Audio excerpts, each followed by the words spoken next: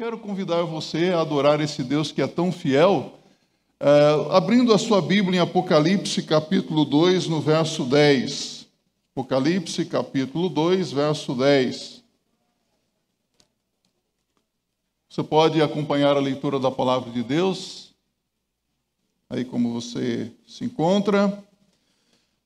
Diz a palavra do Senhor: nada temos das coisas que hás de padecer. Eis que o diabo lançará alguns de vós na prisão, para que sejais tentados, e tereis uma tribulação de 10 dias. Sê fiel até a morte, e dar-te-ei a coroa da vida. Podemos recitar a uma só voz a última frase desse verso bíblico? Sê fiel até a morte, e dar-te-ei a coroa da vida. Vamos orar? Pai eterno, nós somos muito agradecidos por estarmos diante de Ti nesta manhã, em adoração e louvor ao Teu santo nome, e desejosos também de ouvir a Tua voz através da Tua palavra. Por isso nós suplicamos que o Teu Espírito Santo abra a nossa mente, os olhos do nosso entendimento, para compreendermos a Tua palavra e aplicarmos na nossa vida cristã também. Pois oramos em nome do Senhor Jesus Cristo. O texto lido sugere, então, o tema da nossa reflexão nesta manhã: o cristão fiel face aos desafios de hoje. O que é ser fiel? Você é fiel? Lembro-me que, há alguns anos atrás, o técnico de futebol do saudoso tricolor paulista, podemos assim dizer, Emerson Leão, ele disse a respeito do jogador Diego Tardelli: não adianta nada o Diego Tardelli chegar aqui no CT com um bonezinho escrito "Deus é fiel", se ele não é fiel, se ele no final de semana fica aí nas baladas e não se prepara para as partidas de futebol. De nada adianta dizer que é fiel, se você não é fiel. Meus amados irmãos, ser fiel é manter o compromisso fazendo aquilo que precisa ser feito e não fazendo aquilo que devemos realmente evitar na nossa vida. Ser fiel a Deus é fazer a vontade de Deus, evitando o erro, o pecado, evitando aquilo que sabemos que é contrário à vontade de Deus para a nossa vida. E se por acaso, porventura, errarmos ou pecarmos, precisamos imediatamente reconhecer o erro, a falta cometida, e arrependidos confessar o pecado ao Senhor e voltarmos à nossa posição de conduta cristã de acordo com a vontade do Senhor. É preciso retornar. Mas, lamentavelmente, nós vemos que muitos que se dizem cristãos abandonam a carreira cristã. Hoje são muitos que não querem nem mesmo sequer saber de igreja. Igreja não. Eu me cansei de igreja. E alguns que abandonam a carreira cristã, ou seja, a sua fidelidade ao Senhor, desistem, desviam-se do caminho da salvação, da vida eterna. Como é triste quando isso acontece, não é? Eu imagino que você já viu pessoas que pareciam tão firmes no Evangelho, pessoas tão dedicadas à obra do Senhor, mas que hoje não permanecem mais no caminho do Evangelho. Lembrou-se de alguém? Vem na minha mente muitas pessoas. Será que nós, que hoje estamos aqui adorando e louvando ao Senhor, servindo ao Senhor, poderemos estar fora do caminho amanhã? Será que podemos nos distanciar do Senhor por algum motivo? Até que ponto vai a sua fidelidade ao Senhor Jesus?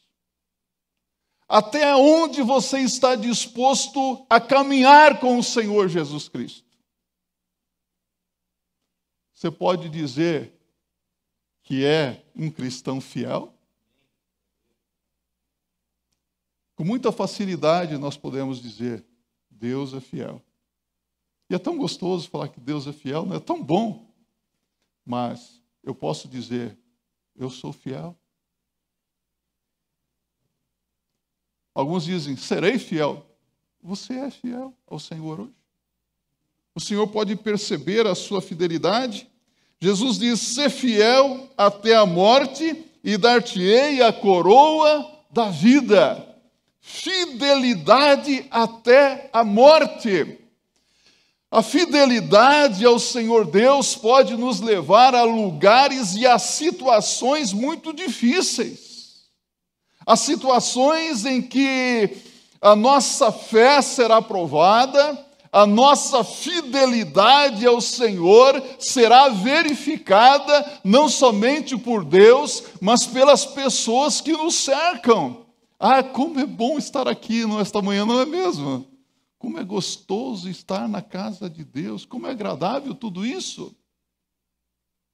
Eu fico imaginando quando os discípulos começaram a seguir e a servir ao Senhor Jesus Cristo. Como deve ter sido lindo tudo aquilo, não é? Eles deixaram tudo para seguir ao Senhor Jesus Cristo. Dispostos a obedecer o Mestre. E aqueles discípulos começaram a ouvir os ensinos de Jesus. As palavras de Jesus eram doces, bálsamo para os seus corações. Eu fico imaginando como que eles se sentiam confortados, impelidos a fazer a vontade do Senhor, ao ouvirem os ensinamentos de Jesus. Quando eles presenciaram o primeiro milagre realizado por Jesus, que foi a transformação da água em vinho em uma festa de casamento em Caná da Galileia, proporcionando alegria aos noivos, a todos os convidados. Quando Jesus, a partir de 5 pães e 2 peixinhos, alimentou uma multidão de 5.000 homens, além de mulheres e crianças, como isso deve ter mexido com aqueles discípulos, enquanto eles recolhiam os pedaços de pães que sobraram e recolheram 12 cestos cheios de pães. Tudo maravilhoso. Eles viam Jesus expulsando demônios, libertando os oprimidos, dando vista aos cegos, fazendo os paralíticos andarem, ressuscitando os mortos, fazendo muitos milagres. Que coisa boa ficar com Jesus. Como é bom estar na presença de Deus, não é? Mas eles não contavam com uma coisa, ao que parece. Havia um outro lado. Com o passar do tempo, Jesus começou a ser perseguido pelos escribas, fariseus, saduceus, herodianos, os líderes religiosos, os líderes políticos, e os discípulos também começaram a ser perseguidos. E tudo aquilo culminou na crucificação do Senhor Jesus. E depois de tudo veio o quê? Perseguição à igreja. Havia o outro lado da moeda aqui. Sabe, os discípulos não esperavam por tudo isso. Os discípulos fugiram quando viram o Senhor Jesus sendo preso, mesmo que Pedro, em um dado momento, havia dito ao Senhor, todos poderão te deixar, porém nós permaneceremos ao teu lado. É que nesse negócio de seguir a Jesus Cristo, nessa estrada, existe uma cruz. E cada um de nós deve estar disposto a carregar a sua cruz. E a sua cruz não é o seu marido, não é a sua sogra, pode até ser o seu fardo. Mas a sua cruz é você que tem que tomar. É aquela disposição de renunciar o que precisa ser renunciado. Houve um momento quando Jesus disse abertamente aos seus discípulos, em Mateus 16, verso 24, se alguém quiser vir após mim, renuncie-se a si mesmo, tome a sua cruz e siga-me. Há uma cruz para ser tomada. Mas a palavra de Deus nos orienta, meus irmãos, que se escolhermos fazer a nossa própria vontade, em detrimento dos princípios bíblicos da vontade de Deus, certamente nós estaremos abrindo mão da nossa lealdade ao Senhor, da nossa fidelidade ao Senhor. Ser fiel até a morte, e dar-te-ei a coroa da vida. Tem uma coroa preparada para nós. Ser fiel a Deus, quando tudo vai bem, no meio das bênçãos, é muito fácil. Agora, Deus espera que você seja fiel em meio às dificuldades, em meio aos problemas, em meio às doenças, às enfermidades. Se Deus me abençoar, serei fiel. Se Deus não me abençoar, serei fiel. Se Deus curar ou não curar, se Deus atender às nossas orações ou não atender, se Deus me der o emprego que eu preciso ou não der, serei fiel. Permanecerei firme na minha lealdade a Deus, no meu compromisso com Deus. É verdade isso? Isso é verdade na sua vida? Eu quero que você abra a sua Bíblia, eu não vou nem ler o texto bíblico. Você conhece bem Daniel capítulo 3. A Bíblia nos conta uma linda história de 3 jovens, Sadraque, Mesaque e Abidnego. Lembra-se da história deles? O rei Nabucodonosor construiu uma imagem de ouro e a ordem era para que todos os seus súditos deveriam se prostrar diante daquela imagem e adorar. Ao soar da trombeta, todos deveriam se prostrar. Mas Sadraque, Mesaque e Abidnego assentaram no seu coração que não se prostrariam diante da imagem do rei. E quando soou a trombeta, todos se prostraram. E 3 jovens permaneceram em pé no meio daquela multidão. Você pode imaginar isso? E foi-lhes dada uma outra oportunidade para que ao toque da trombeta eles se prostrassem. Caso contrário, seriam lançados na fornalha de fogo ardente, aquecida 7 vezes mais. E eles permaneceram em pé. Isso é fidelidade a Deus, não é? E o rei Nabucodonosor ordenou que os 3 fossem lançados na fornalha de fogo ardente. Ora, há muitas pessoas que hoje têm uma obediência cega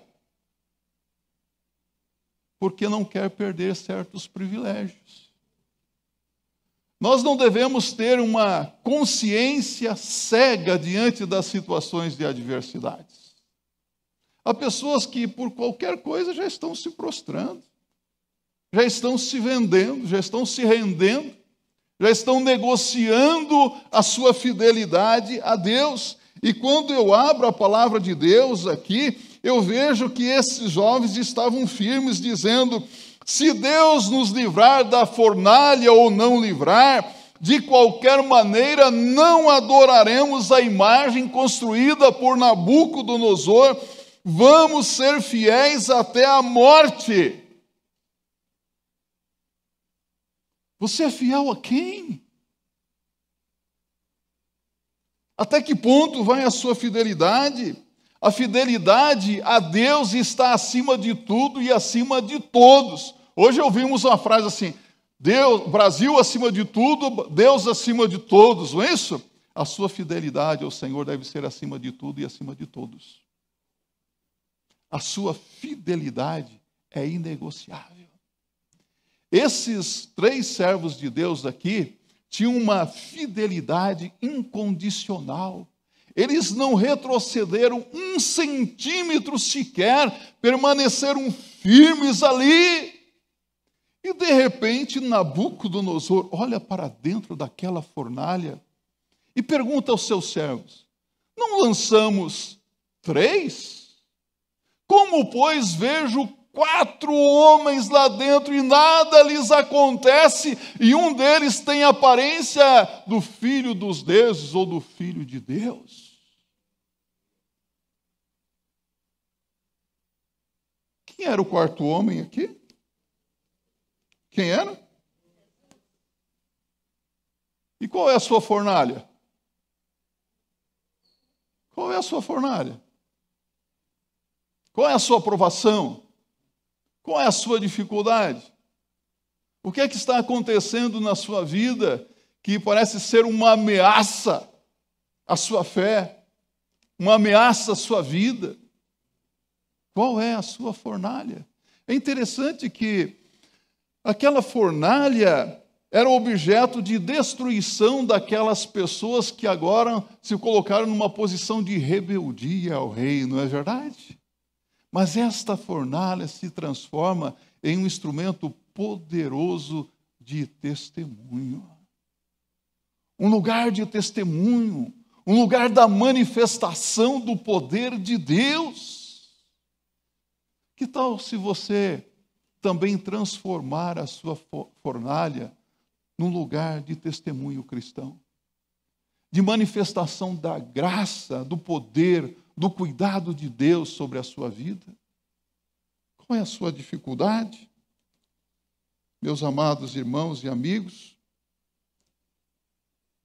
é mais importante obedecer a Deus, ainda que isso não seja difícil, do que manter certos privilégios. Nós vemos que é muito comum hoje pessoas mantendo privilégios, não é? Em troca da sua fidelidade. Você está disposto a manter-se fiel e abrir mão de certos privilégios, seja lá em qualquer lugar que for? Onde está a sua lealdade ao Senhor? Cada um de nós, então, deve alinhar a sua vida à vontade do Senhor. E eu quero apresentar para você duas circunstâncias apenas em que a nossa fidelidade a Deus é colocada à prova. Só duas. Primeira, suas fraquezas e desejos. Tem fraquezas? Tem desejos? Precisamos estar conscientes dessas coisas. Você já percebeu que há pessoas que abandonam a sua fidelidade a Deus sem nem sequer terem sido tentadas pelo diabo? Há pessoas que lançam culpa no diabo de tudo que acontece, né? Na verdade, ele é culpado mesmo, está condenado. Mas há pessoas que caem sem nem sequer terem sido tentadas pelo diabo. Já viu gente caindo sozinha? Caem sozinhas. Caem por causa das suas próprias cobiças e paixões, por causa das suas inclinações carnais, dos seus desejos, de suas fraquezas. Pessoas que por qualquer motivo abandonam a sua fé em Cristo Jesus, abandonam o Evangelho de Cristo. Pessoas que abandonam a comunhão da igreja por qualquer motivo. E tem gente que fica procurando um motivo, não é? Nós estamos aí vivendo dias difíceis, uma quarentena terrível, não é? Graças a Deus está passando essa pandemia. Mas o que eu vou dizer aqui para você vai ficar só aqui entre nós, tá? E para as pessoas que estão nos acompanhando aí pela internet, tá? Tenho para mim que muitos membros das nossas igrejas, depois dessa pandemia, nunca mais voltarão à comunhão da igreja. Tenho para mim que muitas pessoas desistiram, abandonaram. É como aquelas pessoas que procuram desculpas para tudo. E, como pastor, toda semana a gente ouve tanta coisa. Ah, eu não vou mais na igreja porque a irmã não me cumprimentou. Eu não vou mais na igreja porque parece que aquele irmão me olhou atravessado. Eu não vou mais na igreja porque o pastor não se lembrou do dia do meu aniversário. Querida, querido, às vezes não lembro nem do aniversário da minha esposa. No dia 15 de setembro passado, a minha mamãe ligou para mim: Jones, tudo bem? Eu, tudo bem, mãe. Você sabe que dia é hoje? Eu falei, hoje é 15 de setembro. Você não vai ligar para o seu irmão? É aniversário dele. Ah, não lembrou do meu aniversário. Não quero mais saber da igreja. A igreja tomou uma decisão com a qual eu não concordo. A igreja tomou a decisão. Ah, então eu não vou mais dizimar. Que coisa, não é? A igreja está cantando mais cânticos espirituais do que hinos. Eu gosto tanto de hinos. Ah, com essa pandemia o coral não voltou. Não vou mais na igreja também. Você acha que eu estou inventando? Olha aqui para mim. Você é crente em quem? No pastor? Na irmã que não te cumprimenta? No irmão que te olha atravessado? Você é crente nos hinos? Você é crente nas decisões que a igreja toma? Em quem você é crente? Você vem à igreja para adorar a quem? Para agradar a quem? A Deus ou as pessoas? Vou ser bem honesto com você. Acho que a gente vai ficando velho, eu estou com 32 anos de ministério, chega um ponto que você não está nem aí, se vai olhar atravessado ou não, se cumprimentou ou não cumprimentou, está tudo legal, está tudo bem. Entende isso? É preciso lidar com certas fraquezas, emoções, sentimentos, pensamentos que não estão de acordo com a vontade de Deus. Em outras palavras, é preciso crescer na sua fidelidade a Deus. Há um versículo bíblico que nós gostamos tanto, e todo crente recita e usa para evangelizar, que é João 3,16, que diz: porque Deus amou o mundo de tal maneira que deu seu Filho unigênito, para que todo aquele que nele crê não pereça, mas tenha vida eterna. Consultando aqui o universitário bom de Bíblia, Jean-Luc Faubert, crer é pistel, não é? Pistel significa o quê? Aquele que está crendo, aquele que permanece fiel.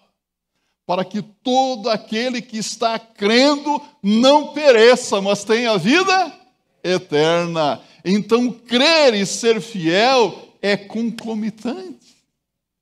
Se você crê, você permanece fiel. Se você é fiel, você vai continuar crendo no Senhor Jesus e vai continuar seguindo ao Senhor Jesus, a despeito do que alguém possa dizer ou fazer, das circunstâncias que sobrevenham à sua vida, à sua família. Ser fiel até a morte e dar-te-ei a coroa da vida. E a segunda circunstância em que a sua fidelidade é colocada à prova são as tribulações e tentações. Nada temas das coisas que hás de padecer. Eis que o diabo lançará alguns de vós na prisão, para que sejais tentados e tereis uma tribulação de 10 dias. Aí o Senhor Jesus diz exatamente àquelas pessoas o que irá acontecer. Não é que as coisas estavam para melhorar para aquelas pessoas. Jesus está dizendo, as coisas vão piorar. Até o presidente da República está dizendo isso, não é? Olha, não se preocupe, as coisas vão ficar mais difíceis ainda. Mas é o que a palavra de Deus está dizendo. O tempo difícil será por um tempo limitado. O sofrimento será por um tempo limitado. Aguente firme. Apenas por 10 dias. Isso também é simbólico. Em Daniel capítulo 1, verso 12 e 14, Daniel sugeriu que os servos fossem provados por um espaço de 10 dias. Por um tempo limitado. O sofrimento é limitado, diz a palavra. Ou seja, todos os elementos da nossa vida podem ser reunidos numa frase. Há momentos em que a vida se torna difícil e também se torna difícil ser crente. Há momentos que é difícil ser um cristão, não é verdade? Como é difícil esse negócio de ser crente. Eu achava que a coisa era mais fácil. Você não achava? Não. Talvez você ouviu um pregador assim, Aceita Jesus Cristo, porque quando você aceitar Jesus, você vai sentir paz, alegria, felicidade, a sua vida vai mudar. Já ouviu alguns pregadores assim? É verdade, a vida muda. Mas no meio das lutas, no meio dos problemas, você sente a felicidade no coração. Mas não significa que você não terá lutas, não terá problemas na sua vida, sabe? Há momentos em que as oportunidades vão sugerir que tudo vai ficar mais fácil se você se rebelar contra Deus. Se você negar a sua fé. Se você renunciar à sua fidelidade a Deus. Todas as oportunidades parecem que sugerem isso. Eu creio que, sinceramente, que há momentos assim na nossa vida e que Deus nos deixa ali para sermos provados. Às vezes somos tentados, provados e sentimos claramente Deus nos ajudando. Não sentimos isso? A palavra de Deus diz assim: porque não há tentação senão humana que não possais suportar, pois junto com a tentação dará também o escape, o livramento. Mas há momentos em que Deus nos orienta na sua palavra e nos deixa ali no deserto para sermos provados. O primeiro Adão foi provado aonde? No jardim do Éden, tudo favorecendo. Eu pergunto para você, Deus interferiu? Deus deixou Eva e Adão serem tentados. Quando Jesus estava no deserto, Deus interferiu quando ele foi tentado pelo diabo? Parece que Deus respeita a nossa decisão. Deus não interfere. Deus está dizendo: eu quero provar você e ver até que ponto vai a sua fidelidade. Até que ponto vai a sua lealdade. E é nesse momento que muitas vezes o inimigo das nossas almas, o diabo, ele se apresenta como amigo, como alguém interessado em te ajudar, como alguém que está interessado em atender às suas necessidades, suprir as suas carências. E ele lhe oferece muitas oportunidades, ocasiões para você sair da pressão que você está vivendo. Ele se parece com um amigo. Tem alguém aqui que é advogado? Tem algum advogado aqui? Nenhum advogado? Mas vocês já assistiram? Tem aqui, né? Já assistiram aquele filme O Advogado do Diabo? Alguém já assistiu? Olha, não tem muita coisa legal lá, mas que interessante que muitas vezes o diabo se apresenta como um amigo, querendo ajudar, querendo resolver os seus problemas. Tenha consciência disso. É o caso do crente que às vezes passa por privações na vida. Não caia nessa de que crente não passa necessidade na vida. Passa. Crente passa por privações. Crente fica desempregado. E pode ser que às vezes o crente fica desempregado e aparece alguém com uma proposta para ganhar dinheiro de forma corrupta e ilícita. Ou aquele jovem tão lindo na igreja, cantando, que é uma maravilha, né? Aqui na igreja é uma maravilha, né? Você olha assim e fala: nossa, quanta gente boa, né? Mas aquele jovem, de repente, tem um deslize. É convidado por um amigo de escola, de faculdade, para ir numa balada. Eu vou lá só para ver como é que está. Eu quero ver como que esse mundo está perdido. Aí ele chega na balada e um abismo leva a outro abismo, não é? Aí ele recebe uma proposta. Vamos ficar hoje à noite? Olha, a gente toma todo o cuidado, ninguém precisa ficar sabendo. Não é assim que o inimigo faz? Ele oferece oportunidades para que você coloque fim à sua fidelidade a Deus. A nossa fidelidade a Deus é provada a cada dia. Ser fiel até a morte e dar-te-ei a coroa da vida. São muitos desafios hoje, não é? Desafios para o cristão. E como é que você vai resistir aos desafios? Como é que você vai enfrentar as provações? Como é que você vai lidar com os desejos do seu coração? Com as suas fraquezas? Como é que você vai mexer com esse caldeirão todo, né? Como é que eu me lido com isso? Como que eu resolvo essa situação? Estas são perguntas que eu não posso responder para você, mas que você pode responder para você mesmo. Junto com a tentação, Deus dará também o escape. Então, ao invés de fazer como muitos evangélicos estão fazendo hoje, que é tão bonitinho, né? Eu determino que Deus faça isso na minha vida. Quem é você para determinar alguma coisa para Deus? Sabe o que você tem que fazer? Determinar que você será obediente e fiel ao Senhor, custe o que custar. Eu vou abrir mão do que precisa ser aberto, para a glória de Deus. Tomar a decisão do salmista no Salmo 119, 11, escondi a tua palavra no meu coração para eu não pecar contra ti. Vamos dizer juntos? Escondi a tua palavra no meu coração para eu não pecar contra ti. Leia a Bíblia, ame a Bíblia, medite na Bíblia, memorize a Bíblia, obedeça a Bíblia, internalize a palavra de Deus aqui. Deixe a palavra de Deus permear a sua mente, o seu coração. E o desafio para você nesta manhã é renovar até mesmo o seu fundamento espiritual. Onde é que você está construindo a sua vida, a sua casa espiritual?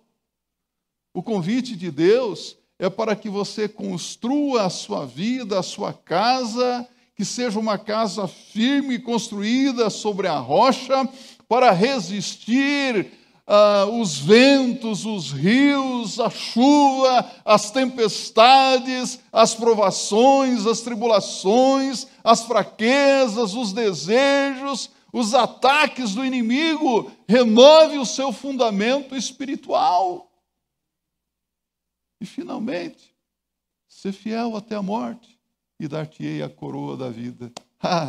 Quem já ficou sonhando com essa coroa da vida? O que é essa coroa da vida, né? A palavra coroa aparece algumas vezes no Novo Testamento e se refere a recompensa, galardão, a recompensa que era dada ao atleta pela vitória conquistada.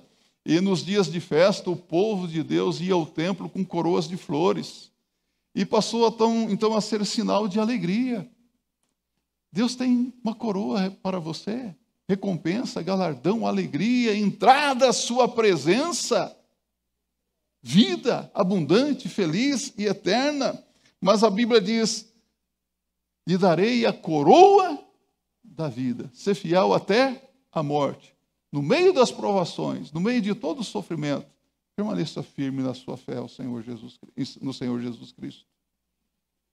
Hoje o convite do Senhor é para que aqueles que são chamados por Ele confessem o seu nome em todos os lugares e em todas as situações, esperando a volta do Senhor Jesus Cristo e a recompensa que Ele guarda para aqueles que são seus. Você vai receber essa recompensa? Eu espero pela recompensa do Senhor. Eu não sei se eu vou receber uma pedrinha na minha coroa, 2 ou mais, mas tem gente que vai receber muitos galardões na presença de Deus.